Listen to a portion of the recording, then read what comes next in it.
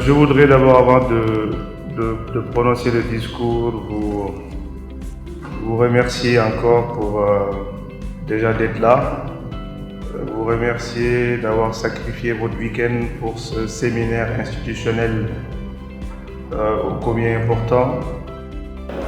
Alors nous sommes venus ici pour un objectif très précis.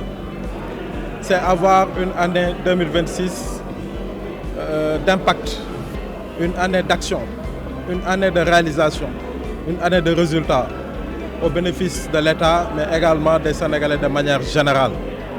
Quand on prend le secteur du numérique, les uns sont dans la connectivité par satellite, les autres avec les opérateurs, d'autres ont le réseau d'État à travers la fibre optique, d'autres sont sur l'économie numérique, à la recherche de fonds, d'autres sont sur les labellisations des startups.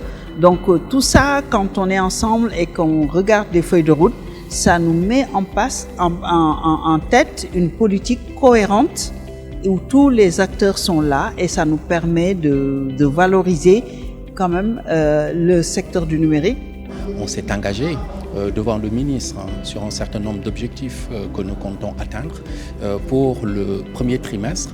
Et je pense que ça va en adéquation avec nous, en tant qu'entité publique. Chaque 3 mois, on a nos revues, nos rapports d'exécution budgétaire trimestriels que nous présentons à nos conseils d'administration.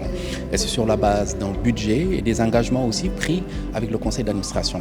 Donc nous, en ce qui nous concerne Sénégal numérique, nous avons décliné notre feuille de route qui porte sur les piliers qui sont la connectivité, parce que notre vocation c'est d'opérer les infrastructures numériques de l'État et nous savons bien que le sujet de la connectivité est un élément prépondérant et même un socle de base. Donc pour cela nous avons des programmes très ambitieux de connectivité pour raccorder plusieurs structures au niveau de notre paquebot national, mais surtout aborder le sujet des zones blanches avec les nouvelles technologies de connectivité satellitaire que nous avons intégrées et que nous avons budgétisées et pour lesquelles nous avons vocation à pouvoir connecter le maximum d'administrations, que ce soit les structures de santé, que ce soit aussi les structures de FDS, les forces de défense et sécurité, mais aussi les structures de sites qui sont liés à l'économie.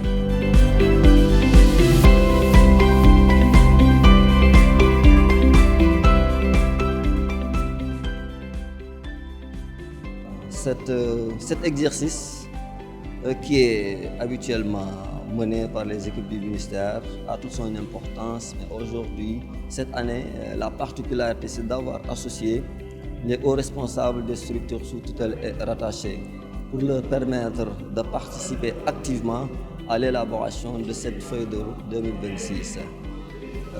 Cet atelier est d'autant plus important que 2026, comme l'a souligné si bien monsieur le ministre, est une année de réalisation, donc de mise en œuvre. La réflexion a été déjà faite et donc les populations nous attendent beaucoup. Donc cette année, c'est une année de mise en œuvre, de réalisation des objectifs qui nous sont assignés à nous tous. Dès demain, chaque direction doit passer à l'acte.